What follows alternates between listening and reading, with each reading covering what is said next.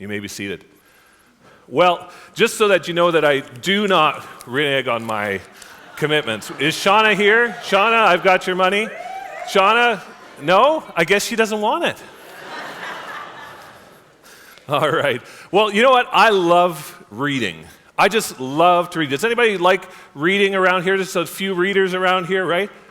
Yeah, I love reading. You know, I think it came as a child.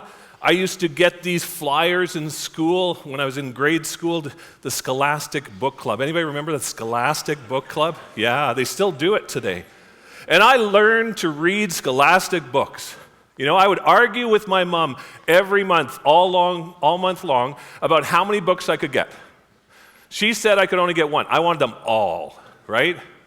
But I had to narrow it down to just one. And I would read these books cover to cover. Sometimes I would get a book and it was so good that I would read it over and over and over again. I remember there was one book when I was a kid called Canal Boy. It was about a young boy who worked on the Erie Canal who grew up to become one of the presidents of the United States, President Garfield.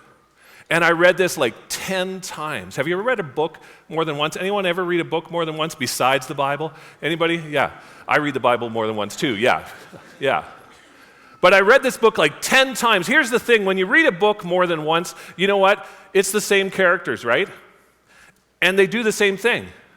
And it turns out exactly the same. Have you realized this? When you read a book more than once, it doesn't change. Right? But then one month in the Scholastic Book Club, I discovered this other kind of book. It's called a Choose Your Own Adventure book. Do you remember these books? Oh, I got some people remembering this. Wow. Choose Your Own Adventure books. Here's how it worked, is you would begin reading it, and I had the one called The Time Cave, and the main character would go up to the cave, and then it would stop, and it'd say, do you choose to go in, or do you choose to go home? And if you chose to go in, you flipped to a certain page and you kept reading from there. If you chose to go home, you turned to a different page and things went on from there. Here's a spoiler alert if you're going to read it later. If you choose to go home, the book ends, okay? Don't choose to go home if you're ever in a Choose the Adventure book. And I love this book. I would read this book in the car. I would read this book laying on the grass in the backyard. I would read this book during church when the pastor is hiding it in the Bible. See, I know your tricks. I do. And I would read this book wherever I went because it just kind of changed as I went along. The characters weren't the same time and time again, and I could read it a whole bunch of different times. It allowed me to make the choice. It allowed me to enter into the story. And I loved it because I got to make the choice of what happened next. And you know, this genre is kind of making a comeback.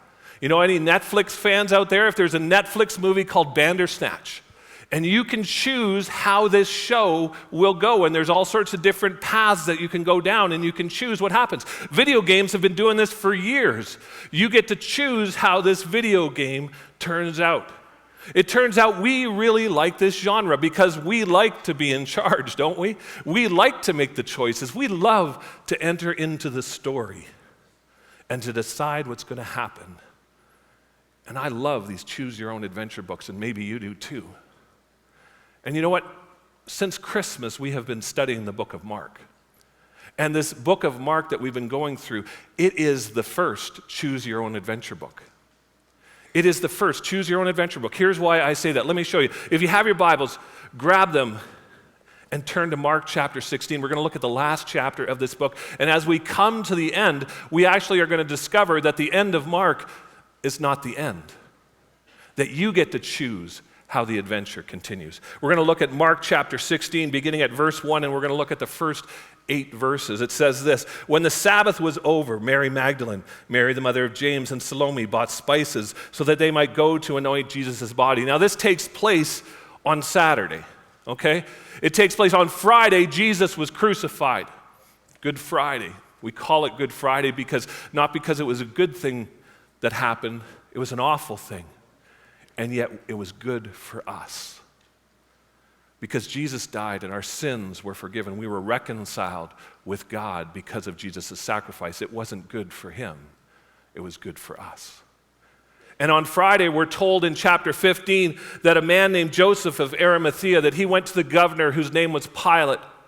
And he asked Pilate, this was just before sundown, he said to Pilate, can I have the body of Jesus? And we're told in chapter 15, it says this: Pilate was surprised to hear that he was already dead, that Jesus was already dead. You see, it used to take hours to be, and actually Jesus had been up on this cross for 6 hours, but usually it took much longer for someone to die from crucifixion. But Joseph sees that Jesus is dead. He goes to the governor. He says, "Can I have the body?" And Pilate is surprised to hear this, and he summons the centurion who was responsible for overseeing the crucifixion. And he says to the centurion, "Is Jesus actually dead?" And the centurion reports back that Jesus is dead. And here's the thing you need to realize. Romans were very efficient at the thing of death, at the art of death. And a centurion was put in charge, and they were responsible for supervising all of this. And if the governor calls you in and says, "Is this man dead?" and the centurion, he better answer truthfully or else he's going to face punishment. And the centurion says, "Yes, the body is dead. This criminal, Jesus, is dead."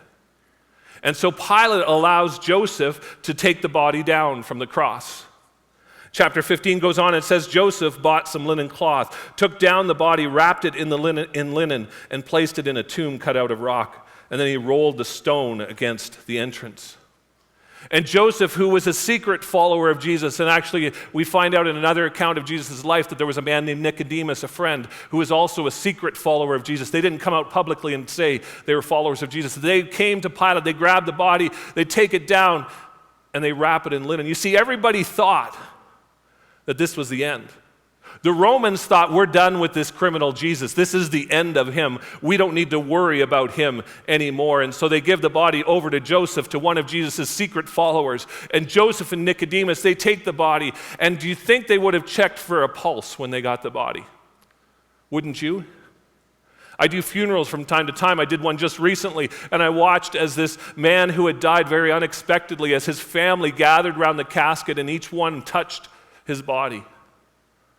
Felt his face, felt his hands. They wanted to see, is he really gone? Do you think that Joseph and Nicodemus would have done the same thing? Of course they would have. They took the body down and they found that it was indeed dead. And they wrap it in linen and they put him in a tomb.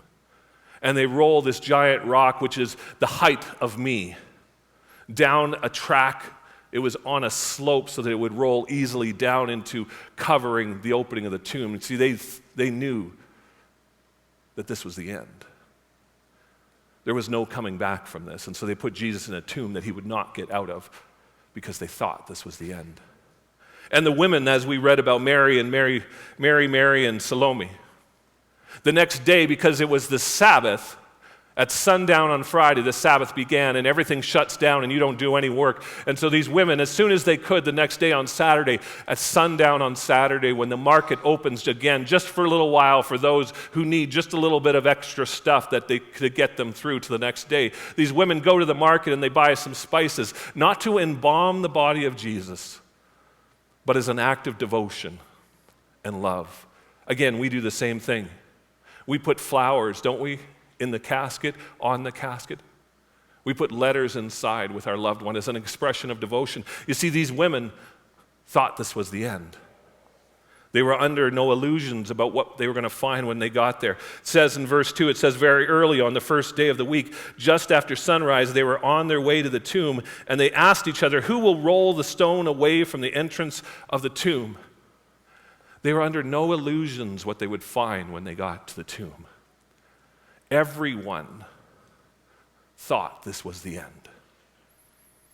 Everyone thought there was no more. Some of Jesus' disciples, and we find out in other accounts that actually they had started to go home. They thought this was the end. Some were locked away because they didn't want the fate of Jesus to be their fate, and so they locked themselves away, hiding out. These women, they thought this was the end, that this was over and done with. But it's not the end. Verse 4, but when they looked up, as they're approaching the tomb, they look up and they saw that the stone, which was very large, had been rolled away. And as they entered the tomb, they saw a young man dressed in white sitting on the right side, and they were alarmed. Wouldn't you be? That's not what they expected. You see, everyone thought this was the end. After this, what happens is the leaders, Pilate and the chief priests, everyone starts spreading this rumor that someone had stolen the body. Other rumors were started that Jesus wasn't actually dead when they took him down from the cross, that he was just unconscious, and that he recovered and he walked away. And these lies continue on to this day, but here's the thing you got to understand, that this passage says something completely different. Everybody that followed Jesus believed that this was the end. They believed that he was dead, there was no more, nothing was going to happen. Everyone that followed Jesus, every account that we see of the life of Jesus tells the same story, that those closest to him, that his very enemies believed that this was the end. And so, friends, you got to understand that when Jesus was laid in the tomb, he was dead. Those closest to him, who knew him best, had felt for a pulse, had touched his dead body. The people who were enemies, who wanted to make sure he was dead, they made sure he was dead. And you got to understand, when he was laid in that tomb, everyone thought this was the end. But these women, they come to the tomb and they see this man sitting there glowing white. And he says, "Don't be alarmed." I'd be alarmed. "You're looking for Jesus the Nazarene who was crucified. He has risen. He is not here. See the place where they laid him? But go tell his disciples and Peter, he is going ahead of you into Galilee. There you will see him, just as he told you." You see, everyone thought this was the end. They thought with Jesus being laid in the tomb, this body laid in the tomb, that this was the end. But here's the thing, Jesus knew it was just the beginning. You see, Jesus had talked all through this, coming up to the cross, and predicted his death and his resurrection. 3 times he talks to his disciples about this, and he says this in Mark 8, he says, he began to teach them that the Son of Man, that was Jesus' nickname for himself, the Son of Man must suffer many things and be rejected by the elders, the chief priests, and the teachers of the law, and that he must be killed, and after 3 days rise again. And he spoke plainly with his disciples about this. And you know what? It was the chief priests, it was the elders, it was the religious people of the day who arrested Jesus and declared that he was guilty of blasphemy, who declared that he was guilty and worthy of death, just as Jesus predicted in Mark 8. And then in Mark 9, not too long later, Jesus said this to the disciples again. He said, "The Son of Man is going to be betrayed into the hands of his enemies." Jesus was betrayed by one of his friends, Judas, just as he predicted. He will be killed, but 3 days later, Jesus said, he will rise from the dead. The disciples this time, they weren't sure what he was talking about. It says they didn't understand what he was saying. However, they were too afraid to ask him. In other words, they kind of understood what he was saying, but nobody wanted to say, "Was it me, Jesus, that's going to betray you?" They were scared. They knew something awful was going to happen, but they weren't willing to ask Jesus about it. But Jesus very clearly predicted for the second time what was going to happen to him, both his death and his resurrection. And then in Mark 10, he says this, he took the 12 aside, his disciples, and told them, this is as he's walking to Jerusalem. He says, "We're going up to Jerusalem, and the Son of Man will be delivered over to the chief priests and the teachers of the law. They will condemn him to death and will hand him over to the Gentiles, who will mock him and spit him, flog him and kill him, and 3 days later he will rise again." And that's exactly what happens. Those chief priests, he's betrayed by a friend to the chief priests and the elders, the religious people. And they hand him over to the Romans, the Gentiles, exactly as Jesus said. Friends, if you can find someone who can predict their death into the very detail of what's going to happen like Jesus did, before it ever happens, before it comes close to happening, if you can find someone who will predict their death right down to the detail, but not only that, but actually predict that 3 days later he will rise again, follow that person. Because there is something special about them. And Jesus knew that this was just the beginning. You see, he came not to die. Yes, that was part of why he came, but he came to be resurrected. It is the resurrection that changes everything. That all of history, everything in your life hinges on the resurrection. And all of the people closest to him, all of Jesus' enemies, believe that Jesus is dead. But then 3 days later, on Sunday morning, he's alive. The tomb is empty, and no one ever finds that body. But there are 500 people, we're told, who see Jesus alive. The Apostle Paul writes about this in Corinthians. He talks about all the people who saw Jesus alive. He says, he lists them. He says that first he appeared to Cephas, Peter. Then he appeared to the 12, and then he appeared to more than 500 brothers and sisters at the same time. Some are still alive, but some are dead. And then he appeared to James. And the James he's talking about here is the brother of Jesus. You see, James had teased his brother Jesus when he was alive. He'd said, if you're so great, why don't you go and show everybody how great you are? He didn't believe that Jesus was the Messiah, but then after the resurrection, Jesus appears to his brother, and everything changes for James. What would it take to convince your brother that you are God? James writes later on in life that he is a servant of his Lord Jesus. What every little brother will never admit to being the servant of their older brother, James, because he realizes that Jesus is God and he is alive. And 500 people see Jesus alive at one time. You see, everybody thought it was the end, but Jesus knew this was the beginning. You see, Jesus has always had a plan.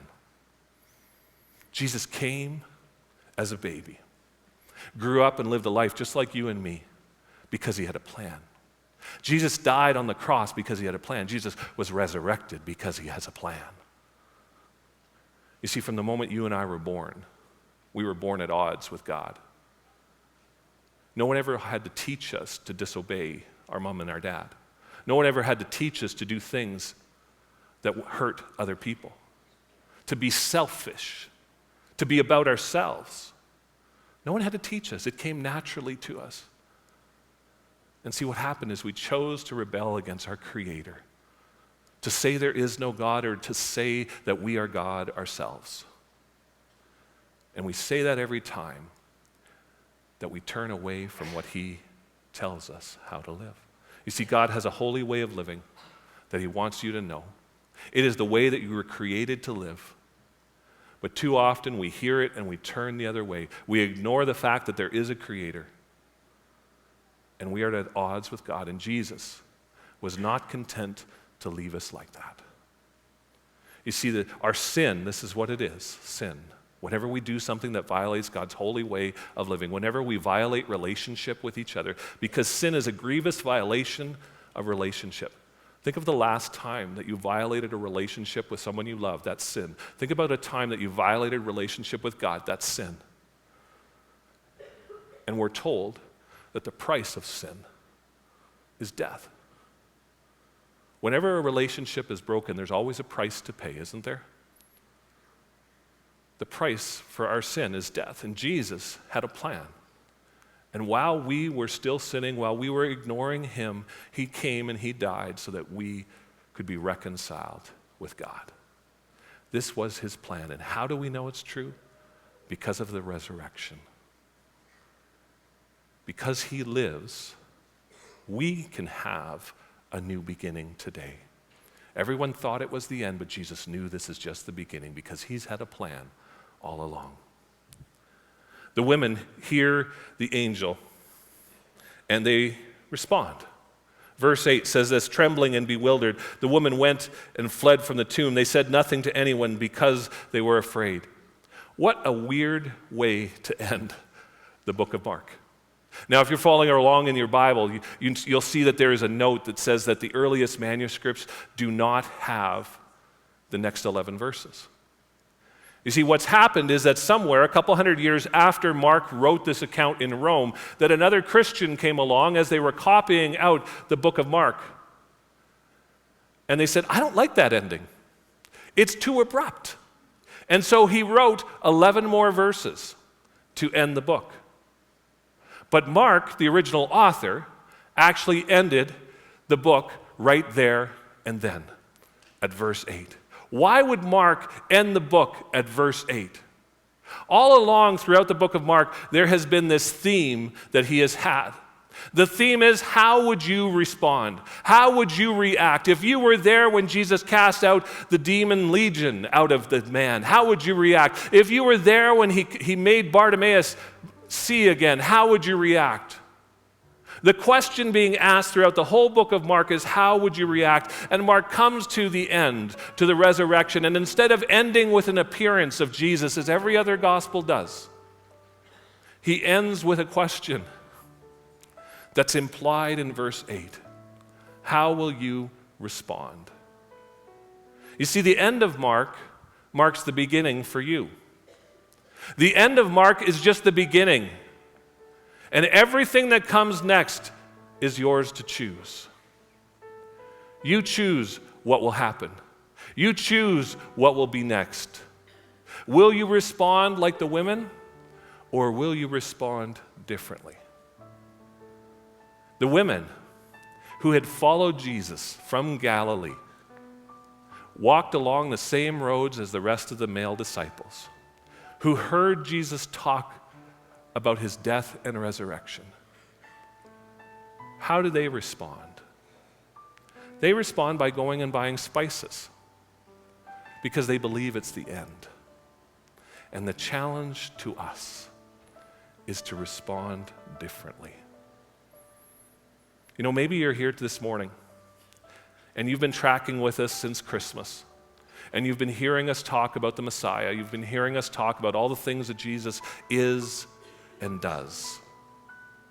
And now the choice today is yours. How will you choose? What will you choose? Will you choose to make Jesus your Messiah? Or will you choose to go a different path? Maybe you're just here for the first time. You haven't been here, but you've been hearing about Jesus and you want to respond. Maybe today is the time when you choose to make Jesus your Messiah. In a moment, I'm going to pray.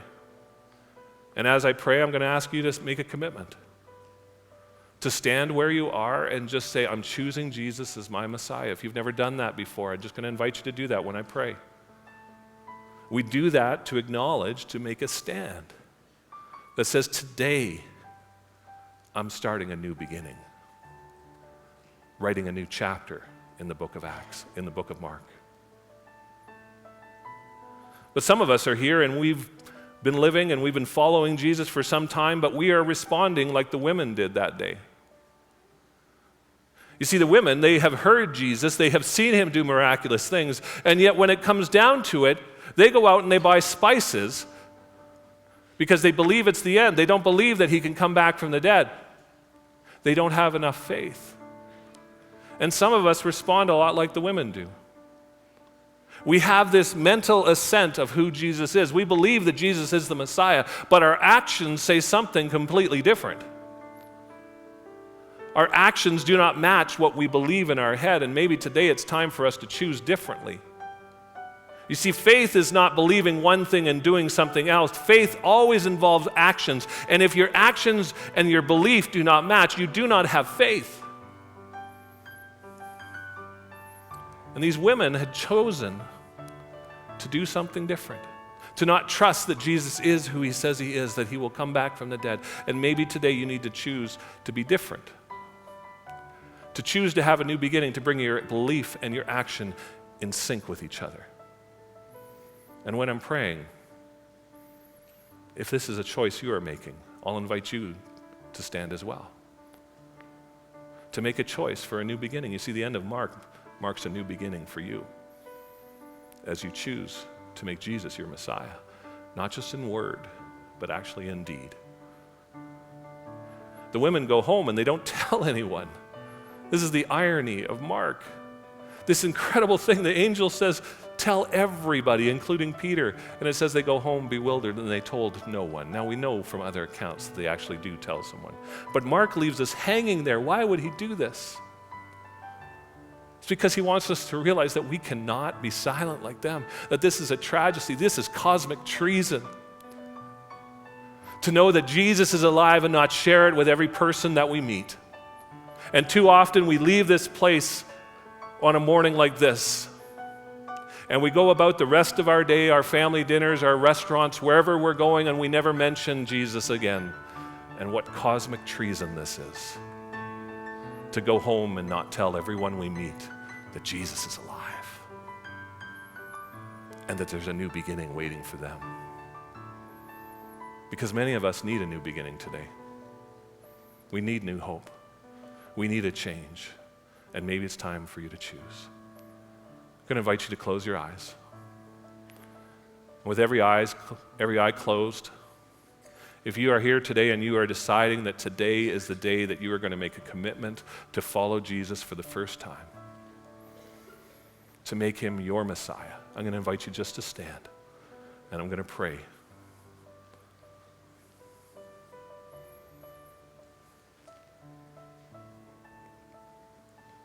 And if today this is a day that you are going